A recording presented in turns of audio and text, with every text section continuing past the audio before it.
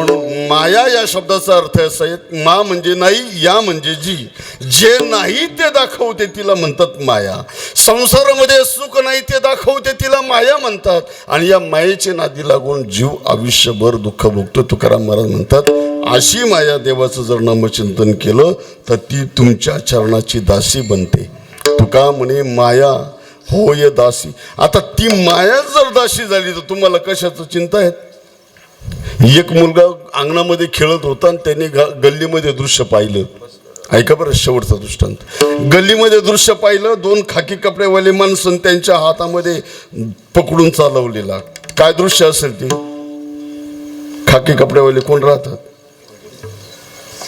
आता आमचे साहेब बसलेले आहेत, मुंबईमध्ये सर्व्हिस केली. खाकी कपडेवाल्यांच्या मध्ये जो धरून चालवतो तो कोण राहतो? चोर राहतो. त्या मुलाने बघितलं दोन पोलीस आणि त्यांच्यामध्ये पटकन घाबरला, पटकन आईला हाक मारली, आई बाहेर आहे. म्हटले काय काय गाय आहे? अरे बाळ्या, ते दोन दिसतात ना खाकी कपडेवाली, ते पोलीस आहेत. आणि त्यांच्यामध्ये जो दिसतो ना तो चोर आहेत. त्यांनी गुन्हा केला म्हणून त्याला पकडून चालवलं. म्हटले याला चोर पोलीस म्हणतात का? म्हटले हो.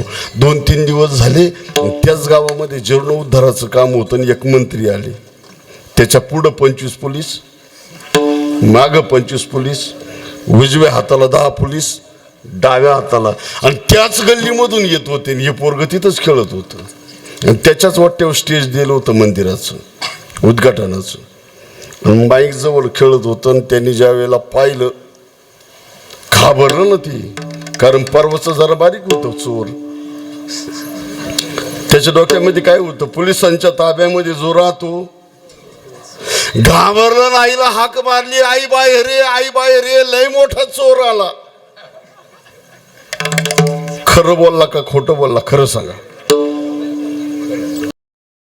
पण आईने सांगितलं, बाळ्या हा चोर नाही, हा मंत्री आहे. म्हटले तू काल परवाच सांगितलं ना पोलिसांच्या मध्ये जो राहत होतो. मग आईने त्यातला फरक सांगितला. परवा जो चोर होता ना तो पोलिसांच्या ताब्यामध्ये होता. आता तू ज्याला चोर म्हणतो ना याच्या ताब्यामध्ये पोलीस आहेत. तसं आपण सगळीची सगळी मायारूपी पोलिसाच्या ताब्यामध्ये आहेत. पण तो मायारूपी पोलीस ज्याच्या ताब्यामध्ये आहे त्याला भगवान परमात्मा म्हणतात. तो जर एकदा हातात आला, हारी आला हाता, मग कैची बये चिंता. म्हणून तुकाराम महाराज म्हणतात त्या मायेपेक्षा देवाचं चिंतन करा, ती माया तुमची दासी होईल. तुका म्हणे माया होय दासी लागे पाया. अशा त्या देवाचं एकदा भजन करा. विठोबा रखुमाई,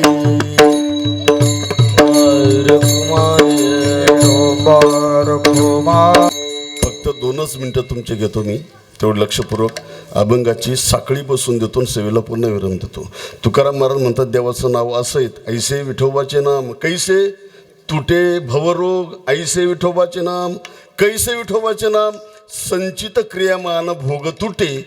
ऐसे विठोबाचे नाम, कैसे विठोबाचे नाम उच्चारिता खंडे जन्म. ऐसे विठोबाचे नाम, कैसे विठोबाचे नाम जाय त्रिविध तो ताप. ऐसे विठोबाचे नाम, कैसे विठोबाचे नाम उच्चारिता खंडे जन्म वसू न शके पाप. जाय त्रिविध तो ताप. ऐसे विठोबाचे नाम. आणि शेवटच्या चरणामध्ये महाराज म्हणतात कैसे विठोबाचे नाम.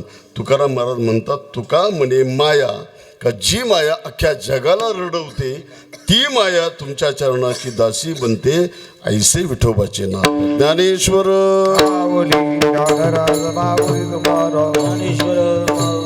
वारकरी सांप्रदायिक कीर्तन, प्रवचन, कथा, भजन चाली ऐकण्याकरिता अध्यात्म सोपान या वारकरी चॅनलला सबस्क्राईब करा.